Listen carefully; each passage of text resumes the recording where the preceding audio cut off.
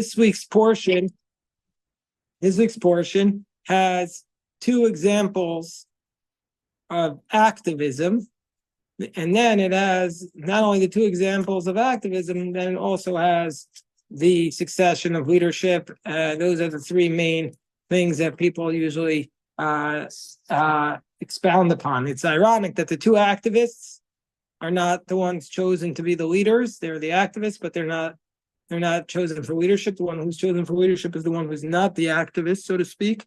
The one who leads the whole nation is Joshua. He's picked, and he's not a rebel. He's the Moshe's number one assistant. So he's the one who's selected to take over.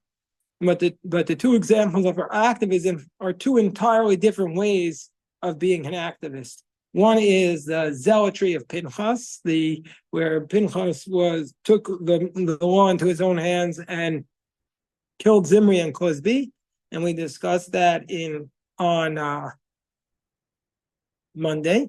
And now we have the activism of the daughters of Tzlofchad, which was an activism through the law.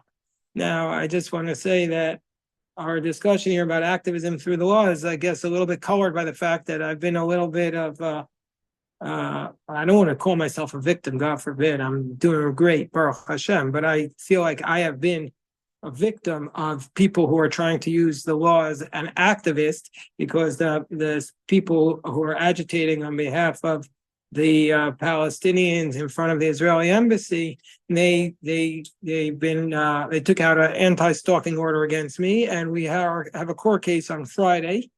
We've already been in court 3 times, and the next time is on Friday, and that's this Friday. If people want to go to the hearing in person or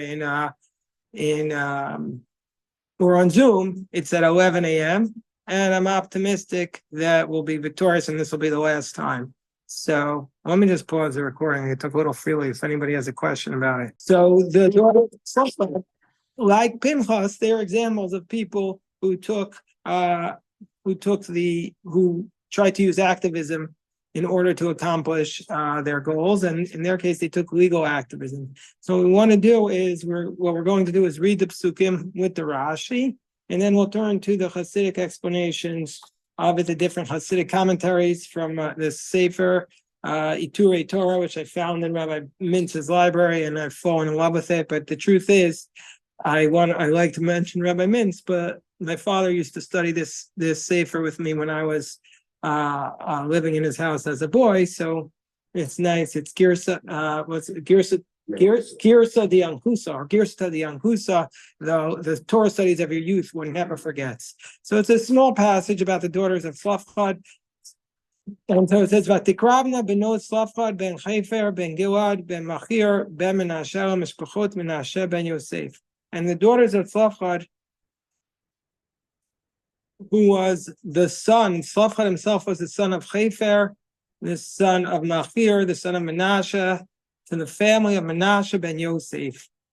Eile Shemos benosav, and these were the names of his daughters. Macha, Noah, Chaglam, Nocha, Tirza. Yes, these 5 daughters. Macha, Noah, Chaglam, Nocha, and Tirza. So first we'll look at what Rashi says here. Guy, do you mind passing? You know what? I'm not going to ask you to do my work. I'll just get it myself. So what does Rashi say about this? Menashe ben Yosef. Why is he called Menashe, the son of Yosef? Didn't we already say? Rashi says Va'alok var nemar ben Menashe.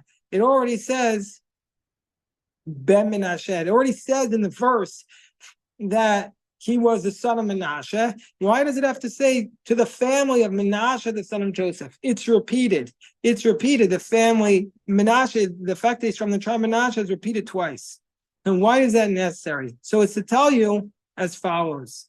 Yosef chibeb es haaretz. Joseph loved the land. How did Joseph love the land? As it states, Va'alitem et atzmosai. Yosef HaTzadik specifically asks the brothers to carry up his bones. And not only that, it says, where does it say that they took up the bones? Which parasha does it say that they took up Yosef's bones with him when they left Egypt? In which parasha does it say they took it up? Vishalach. It says Vishalach Paras Amon Nachama Kem Derachar. It's Plishtim, and then it says Ve'alitim. What's the pasuk? It says they took it. No, that was what Yosef asked. But then it says they took. No. In Parshas Peshalach, it says they took up the bones. What does it say? It says. Vayikach Moshe, right? Vayikach Moshe as Atzmos Yosef Imo ki Ashpeya Ishpeya, because Moshe took up the bones because he took this oath. And so too, Tzlofchad's daughters from Menashe, they also love the land, as it states, to know lanu achuza, give us a inheritance. So these are examples of two strains where they love the land. Joseph loves the land. Joseph is a symbol of somebody who loves the land, and so is Menashe. It's ironic that Joseph is a symbol of the one who loves the land, since he was the one who spent the most time out of the land. He was the one who was sent down to Egypt, and yet he is the one who's the symbol of loving the land. This is to tell us that, and also Rashi says, "Ulamedcha shayukulam tzadikim." It's to tell us right at the very beginning that all of the people listed here are tzadikim. Tzlofchad, Chefer, Gilad, Machir, Menashe, all of them are tzadikim. So, unless it was the Makoshesh. But Rashi here is saying very specifically that Tzlofchad is a tzaddik. So, it's one of we love studying Rashi. By the way, I saw in Rabbi Mintz's library today, I saw that there is a classic book about Rashi, which I saw he has here, which is translated into English here by Grossman.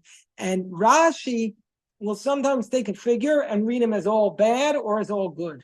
So he takes Bilam last week, reads him as all bad, even though the text is somewhat ambiguous and maybe Bilam could be read with some redeeming qualities. Here Rashi's saying, reading these figures as all good, as Tzlofchad is a tzaddik, even though the text says he died, and it says he sinned,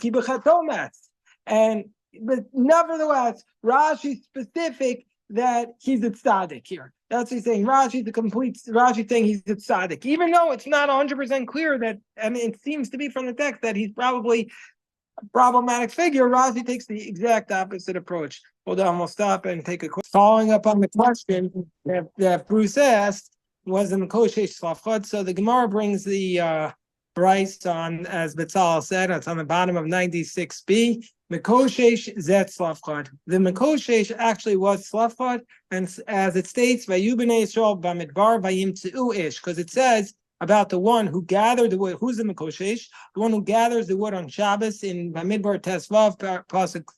Basically gathers the wood, and he's put to death for gathering the wood on Shabbos. What exactly was the problem with gathering the wood? That's where the Gemara gives four suggestions as to what the problem was. But the Gemara says here that the Makoshesh is Tzlofchad, as it says, and the children of Israel gathered the wood. I'm just going to mute everyone. I'll come back and take your questions right when I finish reading this Gemara. And it says, it says they found the man. And then with respect to Tzlofchad, with respect to the daughters of Tzlofchad, it says, Avinu meis bamidbar, our father died in the wilderness. And we learn from this, from the fact that it says the word midbar in both places, the wilderness in both places. We learn from here, Mala alon Tzlofchad, just like in the wilderness with the daughters of Tzlofchad, it means that it's referring, Avinu meis bamidbar, the word bamidbar means Tzlofchad. Avkan, also here in the wilderness, with respect to the one who gathers the wood, it's referring to Tzlofchad. That's the position of Rabbi Akiva. This is Divrei Rabbi Akiva. Says Rabbi Yehuda ben Meseira, Akiva, bein kach ubein kach. Whether you're correct that the one who gathered the wood is Tzlofchad, or whether there's no truth to your words, atay teid liteines hadin. You're in the future going to have to answer for this. You're going that do you ever see any other comment like that? I never saw any other comment like that in the Talmud. You gave a shot, you're going to have to answer to that one. Akiva, he's just as Akiva also seems to be a little bit forward. You're going to have to answer for this. Im kidvarecha, if you're correct, Torah kisaso, the Torah covered up. Who is this Mikoshesh? Ve'atam megaleo, and you're revealing it. And you're revealing it. V'im lav, and if you're not correct, atam motzi laz al oso tzaddik. You're spreading. So you're spreading terrible lashon hara or bad news about this tzaddik. So either you're right, in which case you should have covered it up, or else you're spreading lies.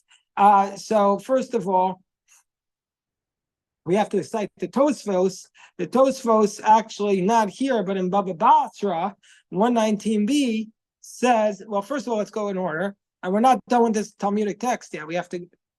It's so much to talk about this passage. We'll go a little slowly. Even though the Torah didn't cover it up, the Torah says he sinned.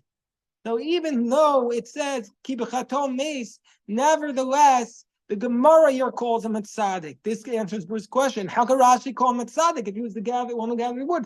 The Gemara calls him a tzaddik because his sin was accidental. And there's nobody, we already learned this in Baba Metzia, there's only 4 people who never sinned. And those 4 people were not the greatest people. And the fact that they never sinned was actually part of a defect, because if they had sinned, they would have been even greater. But the Mekoshesh, the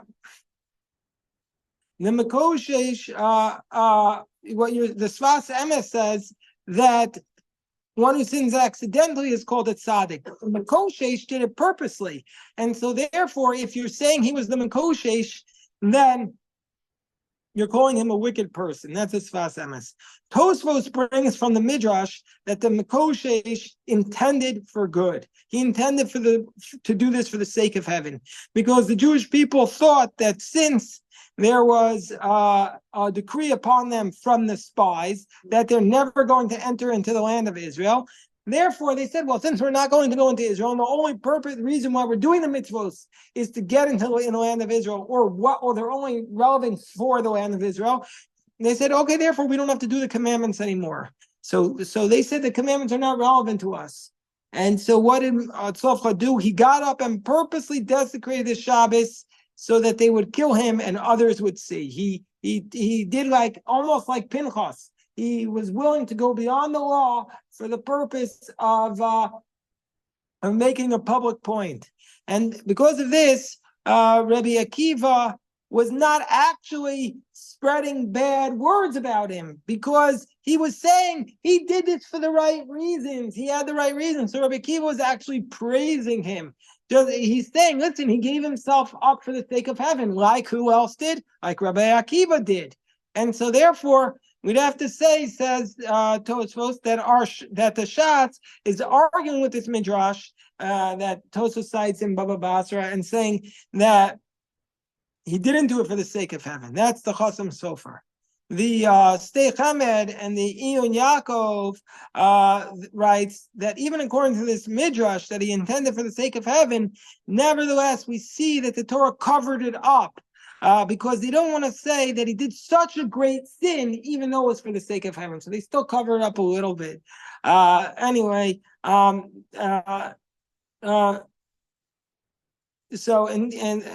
that's the point. That Rabbi Akiva, why did Rabbi Akiva say it? Because he didn't want to say that he did it intentionally, because he didn't view it as a sin. That's why he mentioned it. I know that a couple of people have questions, but first let me just finish this Gemara, because we want to say the other. So Rabbi Yehuda ben Meseira again had said that the Mekoshesh, the Rabbi Yehuda ben Meseira says that he shouldn't have said who the Mekoshesh was. So the Gemara says, but how can you challenge Rabbi Akiva? Excuse me, Rabbi Akiva learned it out by comparing the word midbar and midbar, wilderness. So therefore, he has a teaching. He says, no, Rabbi Yehuda ben Meseira doesn't learn that. So if that's the case, what sin did Tzlofchad die from? Why did Tzlofchad die according to this other approach? Remember? He says he died from Mivayapilu Hava. He was one of the Ma'apilim. Remember who the Ma'apilim were? That after the sin of the spies, Moshe Rabbeinu said, don't go into the land anymore. You're not going to be victorious. And a group of Jews said, we don't care. We love the land so much. We're going in. And who was one of those people who said we're going in? He was one of those people. And this the rabbis say is not as severe a sin as desecrating Shabbos, because they ultimately they desired to go into the land, and so they didn't give up on their dream. Then and how do we know this? How do we know this? There's a similar, anyway, they have a similar conversation, but I see what's going on here. Okay, so let me just pause for a moment, see if anybody has some questions about this. Hold on. Moving slowly through the first verse. And we just read that this is to tell us that Rashi says it's to tell us that everybody was righteous.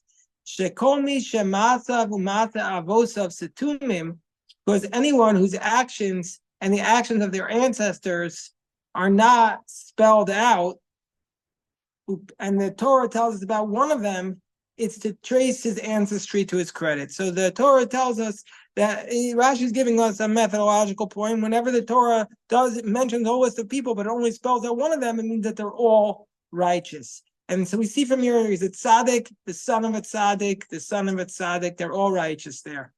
Okay, so that's the first Rashi. And now we go on and we say, the next Rashi tells us, Macha Noah Chagom Milka Tirza, but Rashi points out, this is also well-known Rashi.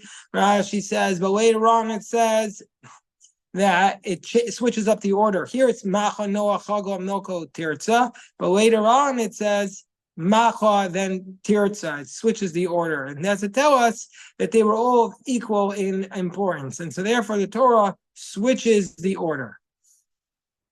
So these 5 girls come before Moshe. This is astonishing because, first of all, even though there have been references to, there's been one reference of activism in the Tanakh to Moshe Rabbeinu before this, where the people who were Tameh wanted to bring the Pesach Sheni. The idea that these 5 girls would have the strength to go before Moshe and ask this question is an astonishing idea. And yet the Torah tells us, they brought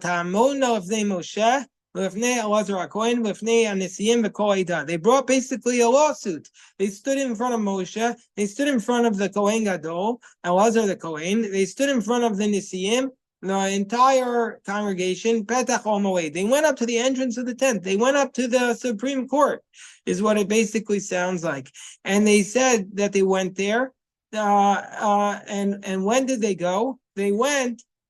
Why did it say before Elazar? Because when were they going? This story was taking place at the very end of their time in the wilderness. This was in year 40.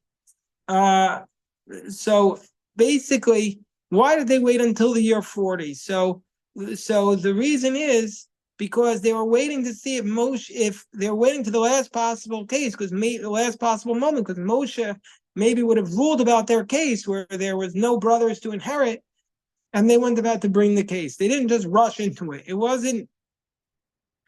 They had no choice, and so okay. So basically, what happened? They went before Moshe, and Rashi says, and after that, before Elazar. Is it possible that Moshe didn't know? If Moshe didn't know, how would Elazar know? What's the point?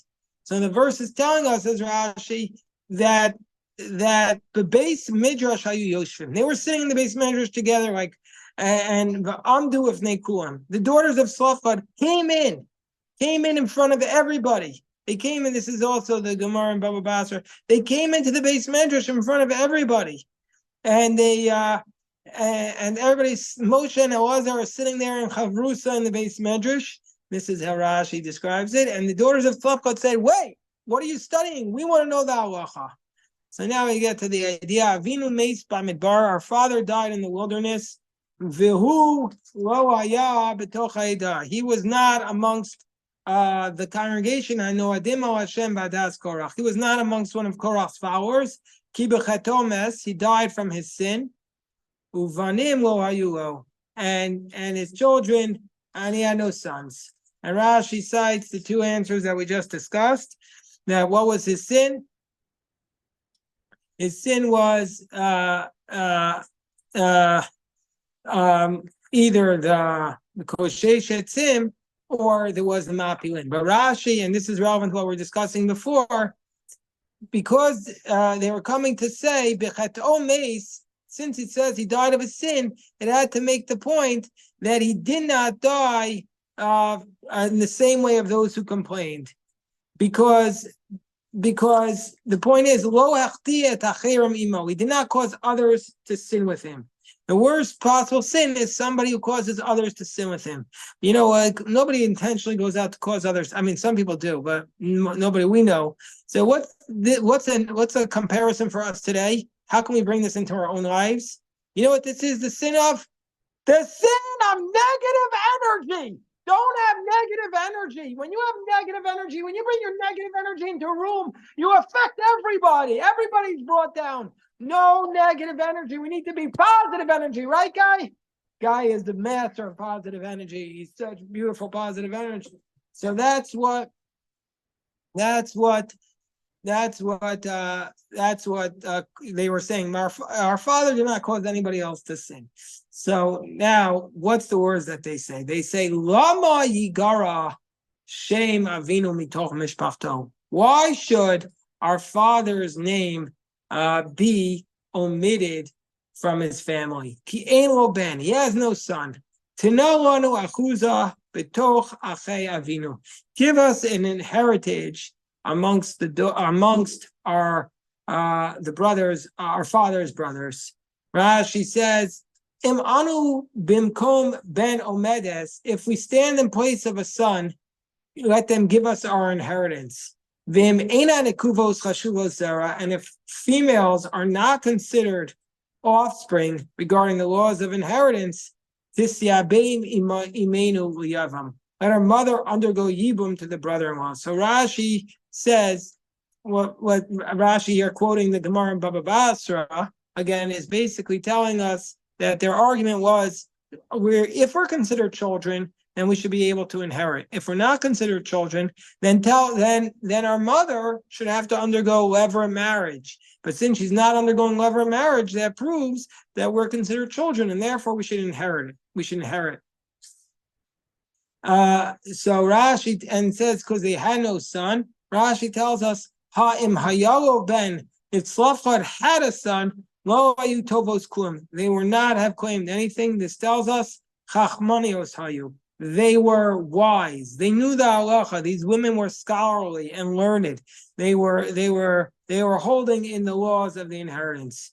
Vayakrev Moshe es mishpatanu ifnei Hashem. And Moshe brought their mishpat before God. Actually, I want to get to Balaturim here because I don't have it here. Hold on 1 second. Just give me 1 second.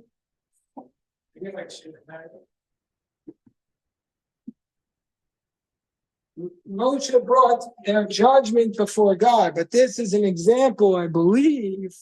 I thought that this was a big nun. In my text, it's not a big nun. Let me see what the Baal is.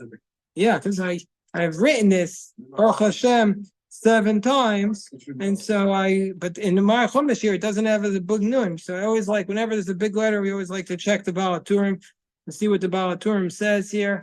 And he says right over here as follows.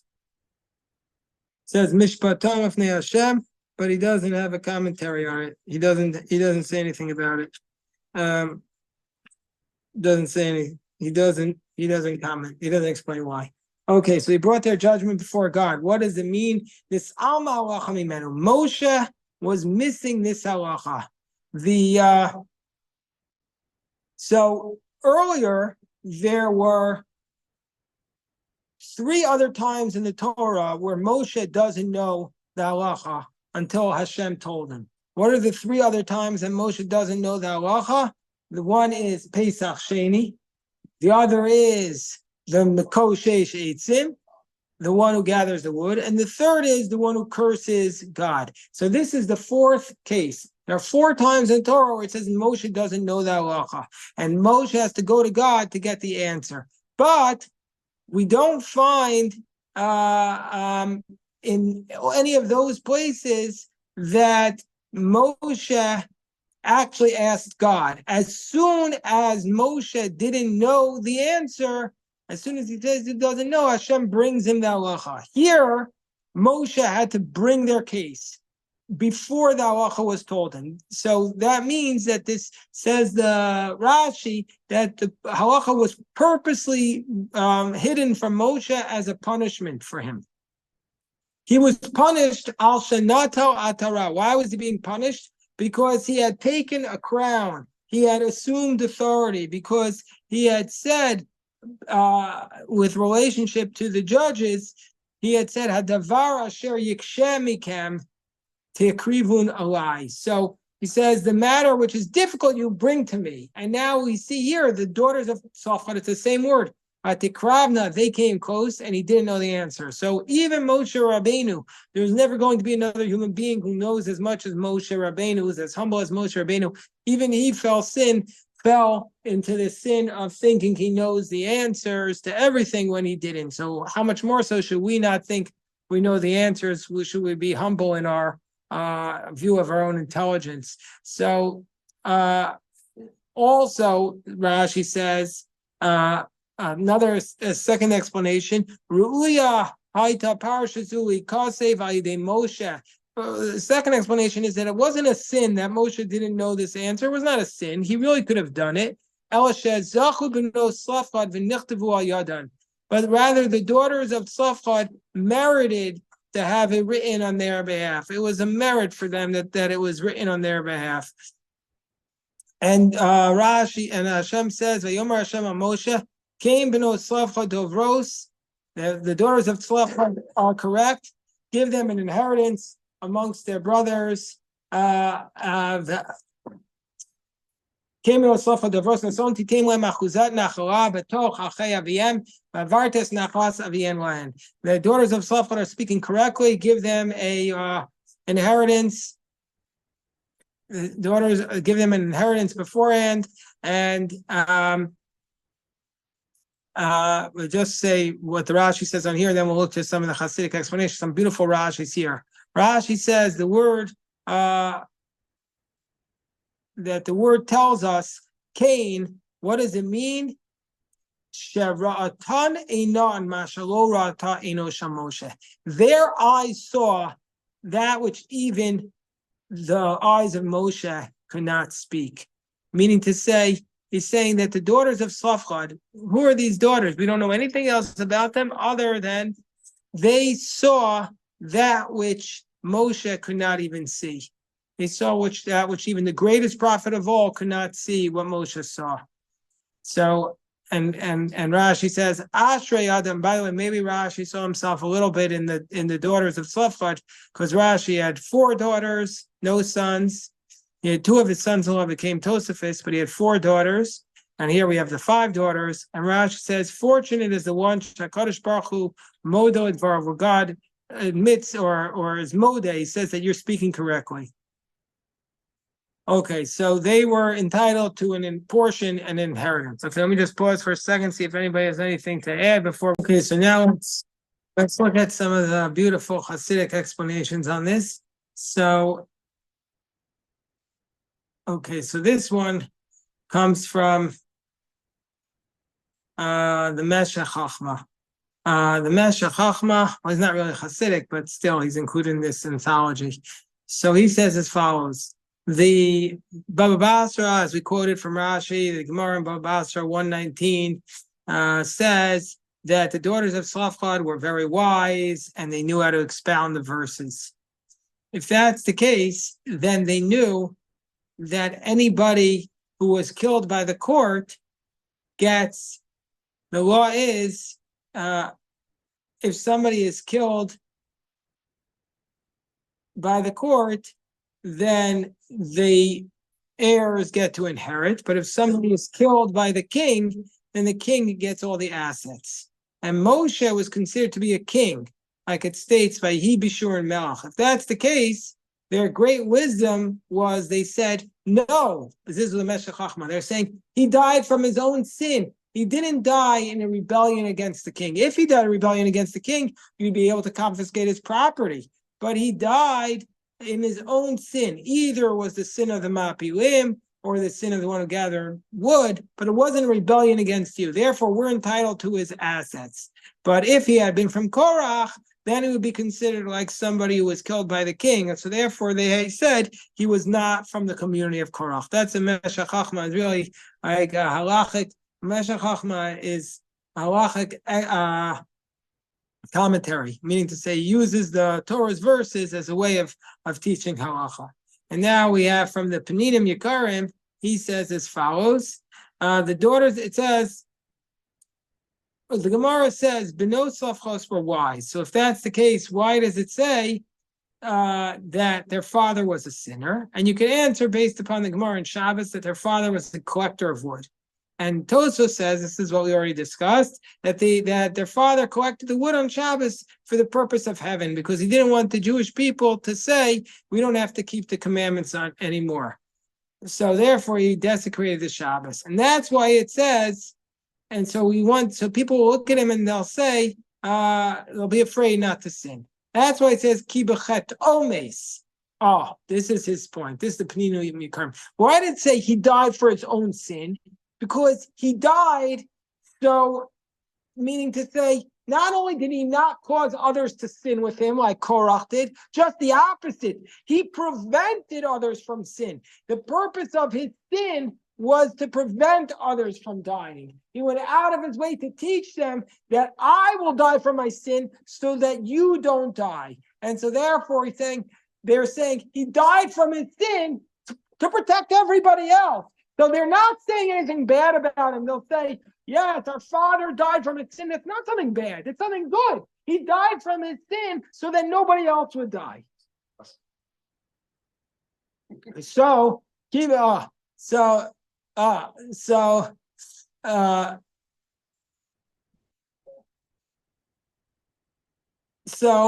okay. Now let's go to the commentary of the Chasam Sofer on the next verse. It says, Lama Yigara Shem Avinu. Why should the name of our father be diminished? So he says as follows. The Chasam Sofer says something beautiful. He says, the Chazal said that since he collected the wood for the purpose of heaven, that what does this mean? He gave his life to teach the Jewish people to guard Shabbos. That was what he was teaching them. He says, the only way I can teach them to guard Shabbos is to give my life. And we have teaching in Gemara in Shabbos 118 that whoever guards the Shabbos merits an inheritance without any boundaries. Your inheritance is boundaryless. So if that's the case, that was their argument. Lama yigarach al-kol. Why should he be diminished?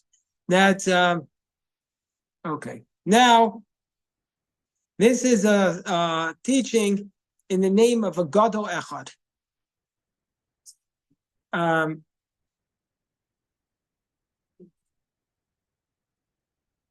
Okay, you know what? We're going to skip that for a moment because I want to do the Kutzker.